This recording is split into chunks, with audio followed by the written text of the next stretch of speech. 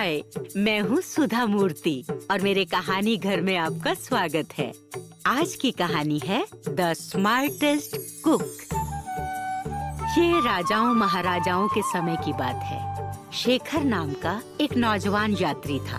वो अपने हाथ में एक किताब और कंधे पर झोला लटकाए शहर शहर गांव-गांव घूमता रहता था। वो बहुत ही सूझबूझ वाला और ज्ञानी था। उसके पास हर गुत्थी का हल था। मजे की बात मैंने एक सुबह वो एक गांव से गुजर रहा था। उसने देखा कि चौपाल पर कुछ लोग जमा हैं और बातें कर रहे हैं। वो भी वहीं खड़ा होकर उनकी बातें सुनने लगा। ये नारायण बाबू कभी किसी से नहीं मिलते। जितना पैसा उतना घमंड। नारायण बाबू से मिलना बहुत मुश्किल है। मैं खुद कई बार गया उनसे मिलने, मिलते ही नहीं। अजीब आदमी है, पता नहीं अपने आप को क्या समझता है। अरे वो तो इतना धूर्त है कि अगर कोई उससे मिलने जाए तो वो उसे सुबह से शाम तक बाहर ही खड़ा रखता है, पर मिलता नहीं। अपने को किसी राजा से कम नहीं समझता वो। इसमें क्या बड़ी बात है? मैं मिल सकता हूँ। क्या नाम है? तुम्हारे नारायण बाबू से।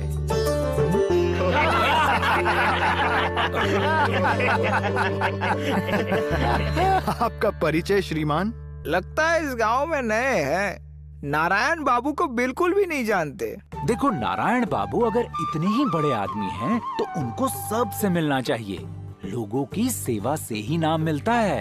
ये श्रीमान अपनी बेइज्जती सरेआम करवाना चाहते हैं। हाँ। तुम लोग देखना, नारायण बाबू मुझसे सिर्फ मिलेंगे ही नहीं, बल्कि मुझे नाश्ता भी करवाएंगे। तो जाओ, अपनी बेइज्जती करवाओ और हमें हंसाओ। मैं शर्त लगा सकता हूँ कि तुम अंदर ही नहीं जा पाओगे। नाश्ता तो बहुत दूर की बात है। और अगर चला गया तो लग गई 100 मोहरों की शर्त। ठीक है, मेरी 100 मोहरें तैयार रखना, मैं अभी आया।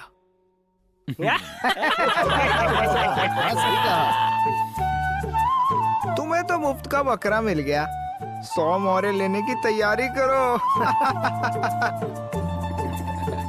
नारायण बाबू से कहो कि शहर से कोई उनसे मिलने आया है। हमारे साहब जी सुबह सुबह किसी से नहीं मिलते हैं और एक अजनबी से तो बिल्कुल नहीं मिलेंगे। चलो जाओ यहाँ से।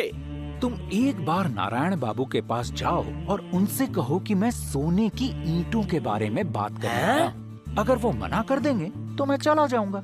मुझे वैसे भी बहुत दूर जाना है। जाओ, उनसे पूछ कर आओ।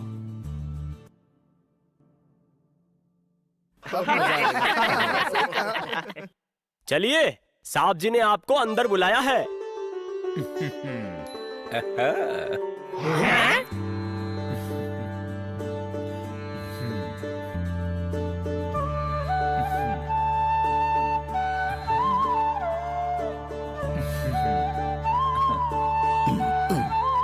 आओ नौजवान, कहो क्या बात है? जी, मैं सोने की ईंटों के बारे में आपसे बात करना चाहता हूँ।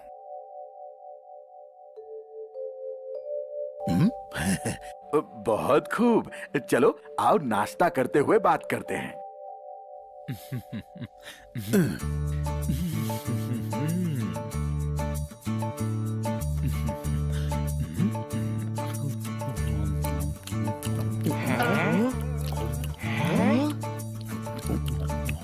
तो इन सोने की ईंटों का वजन कितना होगा? ये तो इस बात पर निर्भर करता है कि वो कितनी बड़ी है। कीमत कितनी है सोने की ईंटों की? ये इस बात पर निर्भर करता है कि उनका वजन कितना है। तुम कितनी सोने की ईंटें ला सकते हो? जितनी भी आप चाहें। बहुत अच्छे, कब ला सकते हो? जब आप चाहें। वाह, कितनी सोने की ईंटें हैं तुम्हारे पास?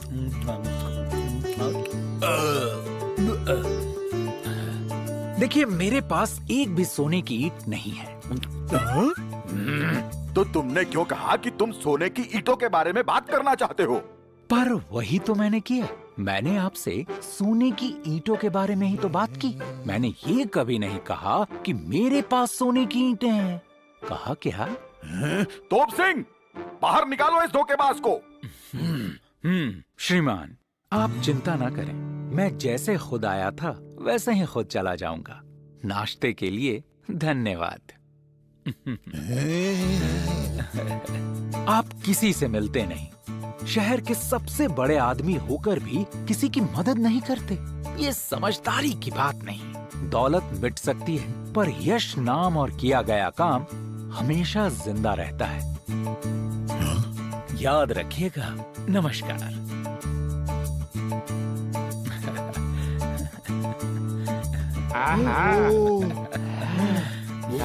बहुत अच्छे। वाह, मान गए श्रीमान, आपने तो कमाल ही कर दिया। ऐसा तुमने क्या कहा कि वो मिलने को तैयार हो गया? एक लालची आदमी कभी भी फायदे की बात टाल नहीं सकता। वो भी नहीं टाल पाया और मुझसे मिलने के लिए तैयार हो गया। तुम वाकई बहुत बुद्धिमान हो भाई। क्या नाम है तुम्हारा? जी, शेखर। तुम शर्त जीते शेखर भाई। ये लो तुम्हारी 100 मोहरें। धन्यवाद मित्र। ज्ञान बांटने से और धन जोड़ने से बढ़ता है। अलविदा।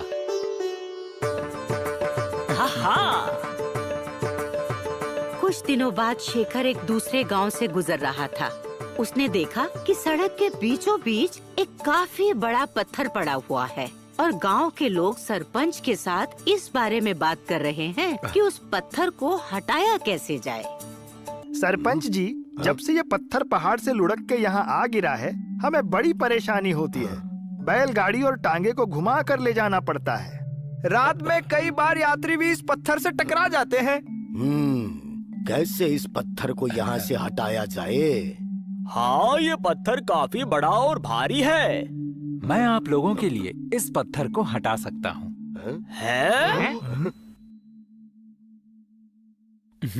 अरे जाओ भाई, ये किसी एक के बस की बात नहीं। हमें बातें बनाने वाला नहीं, इस पत्थर को हटाने वाला कोई चाहिए। हाँ, वैसे भी आपको देखकर लगता नहीं है कि आप इस पत्थर को 1 इंच भी हिला पाएंगे। देखने नहीं, समझने की जरूरत है सरपंच जी। मैं आपको यकीन दिलाता हूँ कि इस पत्थर को मैं सड़क से हटा दूंगा। अच्छा, चलो ठीक है। अगर आपने इसे सड़क से हटा दिया तो मैं आपको 100 मुद्राएं दूंगा। 50 अभी और 50 काम होने के बाद। ठीक है, मंजूर। तो ये लीजिए और हटा के दिखाइए ये पत्थर। जी, मेरी 2 शर्तें हैं। पहली, मुझे एक बड़ी और मोटी रस्सी चाहिए और दूसरी, सब मेरे साथ बोलेंगे, जोर लगा के हैशा।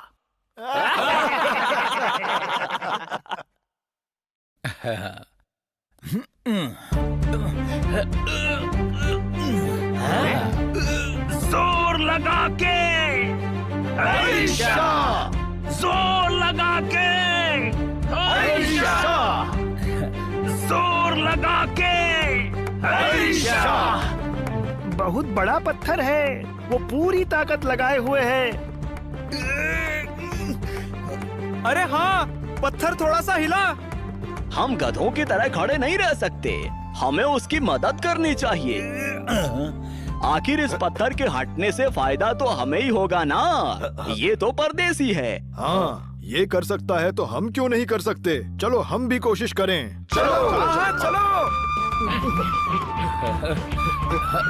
जोर लगा के हैशा, जोर लगा के हैशा, जोर लगा के हैशा, जोर लगा के हैशा, जोर लगा के हैशा, जोर लगा के हैशा, जोर लगा के हैशा, जोर लगा के हैशा। पत्थर हट गया। वाह, कमाल हो गया। भाई, तुम सचमुच एक अक्लमंद और बहादुर आदमी हो। ये लो तुम्हारी बाकी की 50 मुद्राएं। धन्यवाद।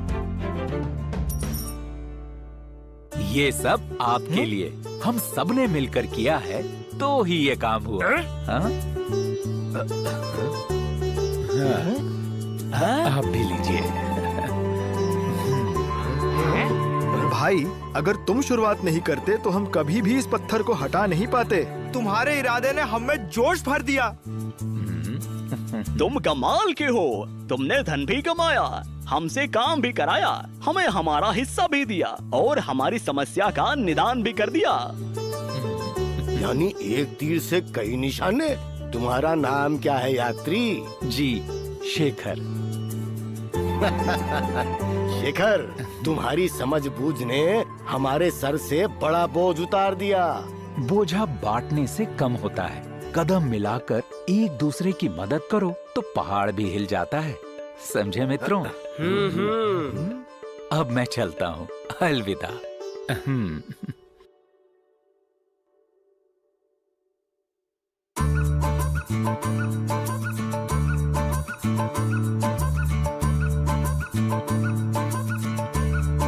और इसी तरह गांव-गांव घूमते हुए शेखर खेलपुरम पहुंच गया, जहां एक खेल उत्सव हो रहा था।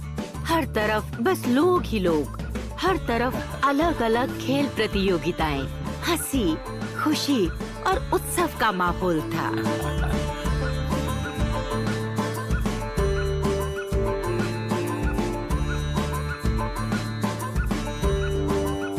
तो आ जाओ खेलपुर के वासियों, अब शुरू होने वाला है एक मजेदार खेल।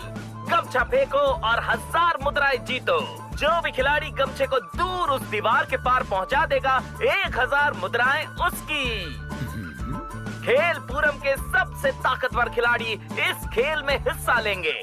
तो आओ आओ आओ आओ आओ आओ।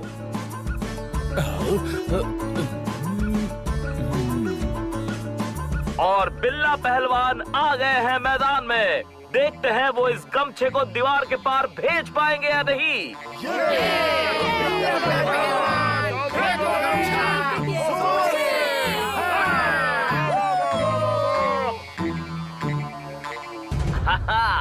एक, 2, 3 और ये गया गमछा। देखते हैं गमछा दीवार के पार जाएगा या नहीं।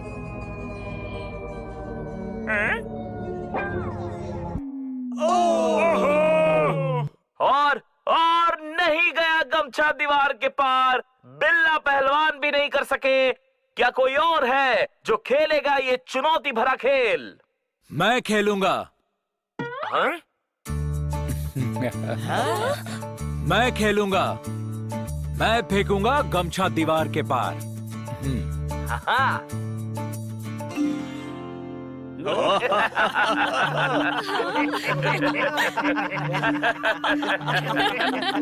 जब बिल्ला पहलवान नहीं फेंक पाया तो ये केकड़ी कैसे फेंकेगा? ये तो खुद ही गमछे जैसा हल्का फुल्का है। क्या नाम है तुम्हारा नौजवान? शेखर। तो अब शेखर पहलवान। पहलवान नहीं, विद्वान। ये दिमाग नहीं ताकत का खेल है विद्वान जी। अकल हमेशा भैंस से बड़ी होती है श्रीमान, आप देखते जाइए। तो अब शेखर विद्वान जी आ गए हैं मैदान में। देखते हैं जो बिल्ला पहलवान नहीं कर पाए, क्या वो ये विद्वान जी कर पाएंगे? क्या ये इस गमछे को दीवार के पार भेज पाएंगे? यार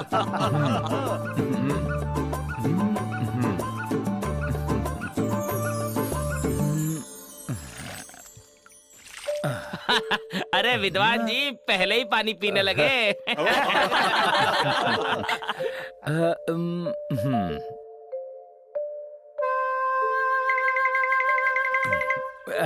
शेखर विद्वान जी कुछ तो कर रहे हैं गमछे के साथ। पहले उसे भिगोया और अब उसमें पत्थर बांध रहे हैं। क्या ये कोई अपना ही नया खेल बना रहे हैं? 1, 2, 3 और ये गया गमछा।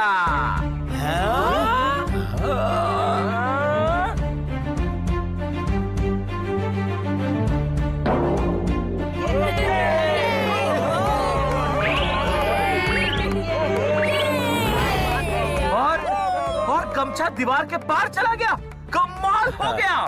वाह वाह, कमाल कर दिया। गमछा फेंको 1000 मुद्राएं जीतो के विजेता हैं शेखर विद्वान जी। इन्होंने सचमुच बड़ी चतुराई से गमछे को दीवार के पार पहुंचा दिया। ये लीजिए आपका इनाम 1000 मुद्राएं। तो बताइए, अकल बड़ी या भैंस? अकल ही बड़ी है विद्वान जी।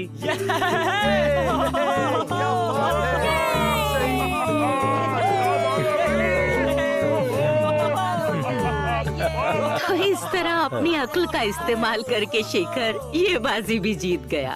शेखर वहाँ से जीतकर निकला तो उसने देखा कि बाजार में राजा का सिपाही घोषणा कर रहा है और चारों तरफ लोग जमा हैं।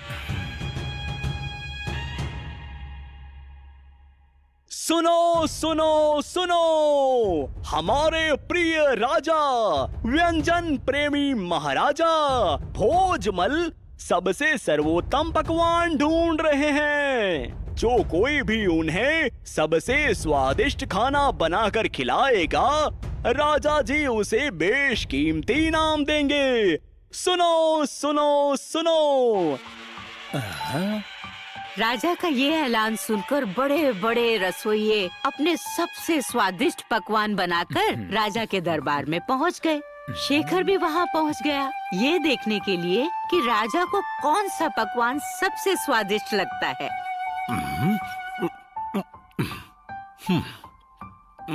पर राजा भोजमल को तो कोई भी पकवान अच्छा नहीं लगा।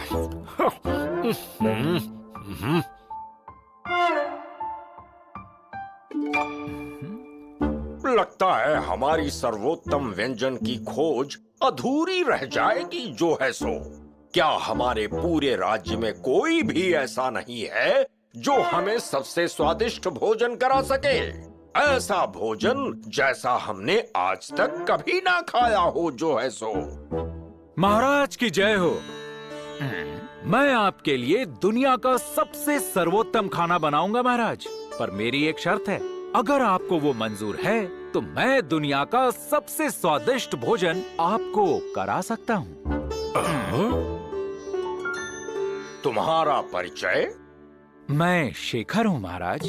तो क्या शर्त है तुम्हारी शेखर? बहुत आसान शर्त है महाराज। कल मैं आपको अपना स्वादिष्ट भोजन परोसूंगा, पर कल मेरा भोजन खाने से पहले आप किसी भी तरह का अन्न, फल या कोई भी खाद्य पदार्थ नहीं खाएंगे। यदि आप ऐसा कर सकते हैं तभी मैं अपना सर्वोत्तम भोजन आपको परोसूंगा। हमारा भोजन प्रेम पूरे राज्य में मशहूर है जो है सो। सर्वोत्तम व्यंजन की तलाश को पूरा करने के लिए हम ये करके भी देख लेते हैं जो है सो। हमें तुम्हारी शर्त मंजूर है शेखर। महाराज की जय हो।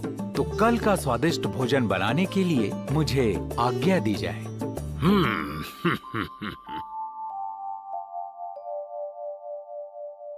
अगले दिन राजा ने शर्त के मुताबिक नाश्ते में कुछ भी नहीं खाया और दोपहर का भोजन भी नहीं किया, क्योंकि वो दुनिया का सबसे स्वादिष्ट और सर्वोत्तम भोजन करना चाहता था। लेकिन शाम होते होते राजा का पेट भूख के मारे गुड़गुड़ करने लगा। आज हमें पता चला जो है सो कितना मुश्किल होता है भूखा रहना। महामंत्री, कल ही शहर में जगह जगह मुफ्त भोजनालय बनवाओ जो है सो, ताकि कोई हमारे राज्य में भूखा ना सोए। जी महाराज, आपकी आज्ञा का पालन होगा। शाम हो चली है, लेकिन वो नौजवान शेखर जो है सो अभी तक सुस्वादु भोजन लेकर नहीं आया।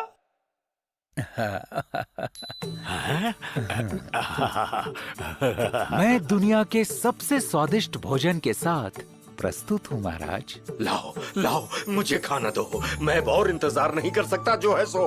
दो मुझे थाली जल्दी।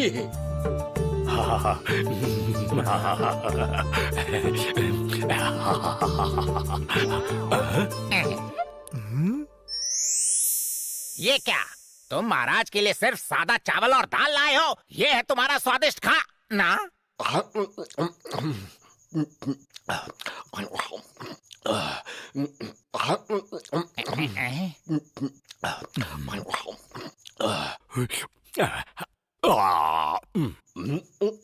कैसा लगा भोजन महाराज? मैंने आज तक इतना स्वादिष्ट भोजन कभी नहीं खाया जो है सो। ये तुमने कैसे किया शेखर? ऐसा क्या था इस दाल चावल में? इस खाने में कुछ नहीं था महाराज। आपको लगी जोरदार भूख ने इस सादे से खाने को अत्यंत स्वादिष्ट बना दिया। हैं? लगातार पकवान खाने से स्वाद नहीं आता। भूख हो तभी खाया जाए तो स्वाद भी आएगा और सेहत भी। अच्छा, तो इसीलिए तुमने ना खाने वाली शर्त रखी थी जो है सो। तुम बहुत चतुर हो शेखर, हम प्रसन्न हुए। तो मेरा पुरस्कार महाराज? आज से हम तुम्हें अपना राज सलाहकार बनाते हैं जो है सो। तुम यहाँ महल में रहते हुए और अच्छा वेतन पाते हुए अपने ज्ञान का उपयोग समाज की बेहतरी के लिए करो जो है सो। जो आज्ञा महाराज। तो मैं पहली सलाह ये देना चाहूँगा कि हम राज्य में और विद्यालय और पुस्तकालय बनवाएं और विद्यार्थियों को देख भ्रमण के लिए प्रोत्साहित करें ताकि वो ज्ञान और अनुभव दोनों प्राप्त कर सकें और मुझ जैसे और कई शेखर इस राज्य में बन जाएं। और राजा भोजमल ने ऐसा ही किया। जल्द ही शेखर उनका सबसे करीबी सलाहकार बन गया। बाद में वो मंत्री और फिर मुख्यमंत्री भी बना। उसकी सूझबूझ और ज्ञान ने लोगों को फायदा और उसे ऊंचे मुकाम तक पहुंचाया। थी ना मजेदार कहानी? क्या तुम बता सकते हो कि इस कहानी से हमें क्या सीख मिलती है? बिल्कुल सही, सूझबूझ और ज्ञान से हम अपना और दूसरों का फायदा कर सकते हैं। अक्ल की ताकत शरीर की ताकत से बड़ी होती है। अब अपनी सुधा आंटी को बाय बाय कहो।